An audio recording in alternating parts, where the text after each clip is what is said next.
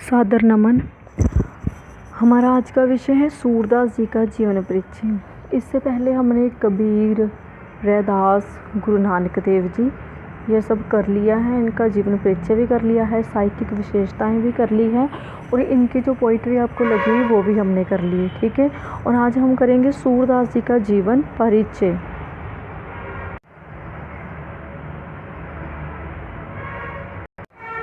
देखो, जो हमने इससे पहले वाला जो पढ़ा था, कवि कबीर, गुरु नानक और रैदास, ठीक है, वो था आपके भक्ति काल की, ठीक है, निर्गुण धारा के ज्ञानाश्री शाखा के कवि थे, ठीक है। तो आज हम जो करने जा रहे हैं वो है सूरदास। सूरदास क्या है? वो भी भक्ति काल के सगुण धारा के, ठीक है, कृष्ण भक्त शाखा के कवि हैं, ठीक है जी। कृष्ण भक्त शाखा के कवि, याद रखना कि इन्होंने कृष्ण की लीलाओं का वर्णन किया है, ठीक है। किसके हैं? भक्ति काल की सगुण धारा के कृष्ण भक्ति शाखा के सूरदास जी कवि हैं। अब हम इनका जीवन परिचय करेंगे कि ये इनका जन्म कब हुआ था, ठीक है जी। ये सारी चीज़ें उनसे चार्ट आपने भूलना नहीं, आदि काल, भक्ति काल, रीति काल और आधुनिक काल का, ताकि आपको ये याद रह सके कि कौन थे वो, ठीक है। अभी देखो, हम शुरू करने जा रहे हैं कि हिंदी साहित्य के भक्ति काल की सगुण भक्ति धारा, आ गया ना, सगुण भक्ति धारा की कृष्ण भक्ति शाखा के प्रमुख कवि सूरदास जी के जीवन वृत्ति के संबंध में बहुत कम ज्ञात हो सका है। इनकी रचनाओं में मिलने वाले पद तथा जनश्रुतियों के आधार पर इनके जीवन के विषय में अनुमान ही लगाया जा सकता है।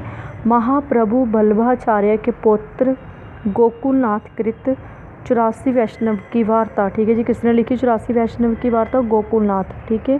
गोकुलनाथ द्वारा कृत 84 वैष्णव की वार्ता तथा सूरदास की रचना सूर सारावली और साहित्य लहरी के आधार पर आचार्य रामचंद्र शुक्ल ने सूरदास जी का जन्म संवत 1540 और मृत्यु सन संवत 1620 के आसपास मानी है, ठीक है। इन्होंने किसके आधार पर मानी है? श्री आचार्य रामचंद्र शुक्ल जी ने एक तो 84 वैष्णव की वार्ता के आधार पर, दूसरा सूर सागर और सूर सारावली और सूर साहित्य लहरी के आधार पर इनका जो जन्म है 1540 और मृत्यु 1620 के आधार पर मानी है आचार्य रामचंद्र शुक्ल जी ने, ठीक है। आगे देखो कि पंडित विश्वनाथ प्रसाद मिश्र ने सूरदास जी की रचनाओं वाले आधार को अपने प्रखर तर्कों और तथ्यों से ध्वस्त कर दिया है, किंतु 84 वैष्णव की वार्ता की रचनाओं पर तो विश्वास किया जा सकता है। कुछ विद्वानों ने आईने अकबरी और बख्तमाल के आधार पर सूरदास जी का जन्म 1535 संवत 1535 तथा मृत्यु संवत 1640 मानी है। अतः हम सूरदास जी का जन्म 1535-40 के बीच मान सकते हैं।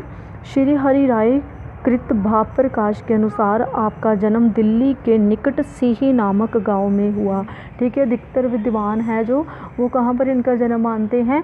सीही, दिल्ली के निकट सीही में मानते हैं। नेक्स्ट देखो कि सूरदास जी के माता पिता के संबंध में भी कुछ भी निश्चय से नहीं कहा जा सकता। डॉक्टर ब्रजेश्वर वर्मा ने इन्हें भाट मानते हैं, ठीक है। जो डॉक्टर ब्रजेश्वर वर्मा इन्हें क्या मानते हैं? भाट मानते हैं। और डॉक्टर दीनदयाल गुप्त सारस्वत ब्राह्मण, ठीक है, जो ब्रजेश्वर है वो उन्हें भाट मानते थे और जो दीनदयाल है वो उन्हें सारस्वत ब्राह्मण मानते थे। इनके विवाहित होने तथा अंधे होने के संबंध में भी विद्वानों में मतभेद है, ठीक है।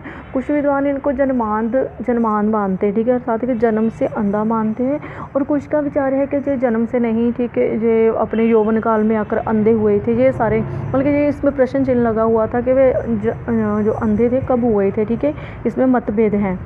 आगे देखो कि सूरदास आगरा मथुरा के बीच गाँव घाट पर रहते थे। कहाँ रहते थे? आगरा मथुरा के बीच गाँव घाट। यही इनकी भेंट महाप्रभु बल्लभाचार्य जी से हुई।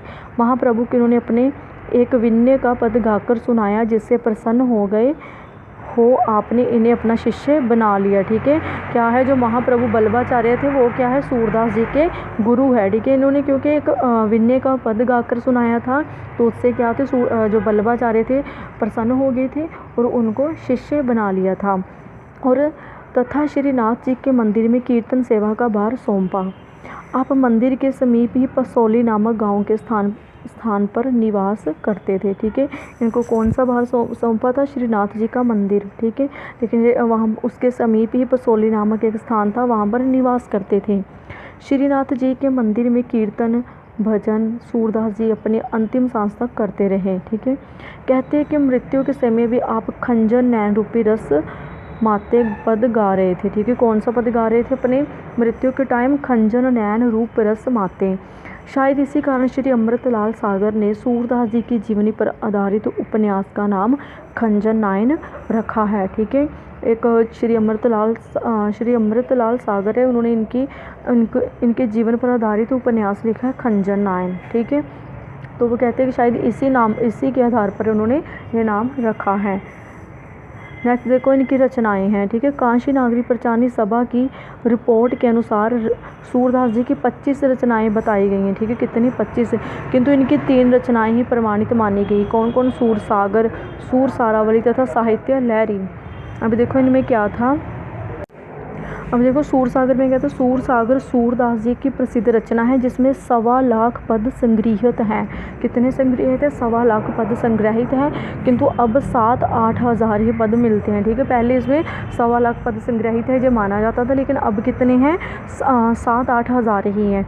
सूर सागर का मुख्य वर्ण्य विषय क्या था? श्री कृष्ण जी की लीलाओं का गान। ठीक है, ये इन्होंने श्री कृष्ण की ही भक्ति की है, तभी तो ये कृष्ण भक्ति शाखा के कवि हैं। ठीक है, भक्ति काल के। नेक्स्ट देखो, नेक्स्ट आता है सूर सारावली। कि जो सूर सारावली में क्या है? सूरदास ने जिन कृष्ण विश्व कथात्मक और सेवा कि सूर सागर में क्या है कि सूर सारावली में सूरदास ने जिन कृष्ण विश्व कथात्मक और सेवा परक पदों का गान किया, उन्हीं के सार रूप में उन्होंने सूर सारावली की रचना की है। ठीक है, जो इन्होंने इनके संबंध में कथात्मक और सेवा परक पद गाए थे वो किस में संकलित है? सूर सारावली साहित्य ग्रंथ में। नेक्स्ट देखो, नेक्स्ट है साहित्य लहरी। कि साहित्य लहरी में सूर के दृष्टिकूट पद संकलित हैं। ठीक है, इसमें कौन से पद हैं? दृष्टिकूट पद ही संकलित किए गए हैं।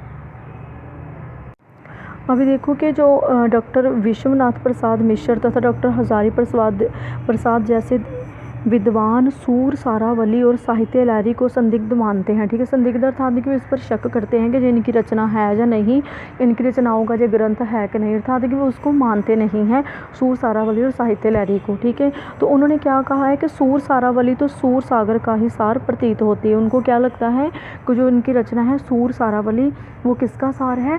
सूर सागर का ही सार है। ठीक है, अर्थात कि वहाँ पर वही सारे जो पद कथात्मक रूप में हैं वही सारे उसमें संकलित है, वो किसके हैं? सूर सागर के ही है, सूर सारावली में, इसलिए उन्होंने इनको संदिग्ध माना है। ठीक है, संदिग्ध अर्थात डाउट किया है इस पर। नेक्स्ट देखो, नेक्स्ट है आपका कि सूर सागर में 1.25 लाख पदों में लिखे होने की बात कही जाती है, किंतु जगन्नाथ दास रत्नाकर ने लगभग 1500 पदों का संकलन तैयार किया। ठीक है, किसने किया 1500 पदों का संकलन तैयार?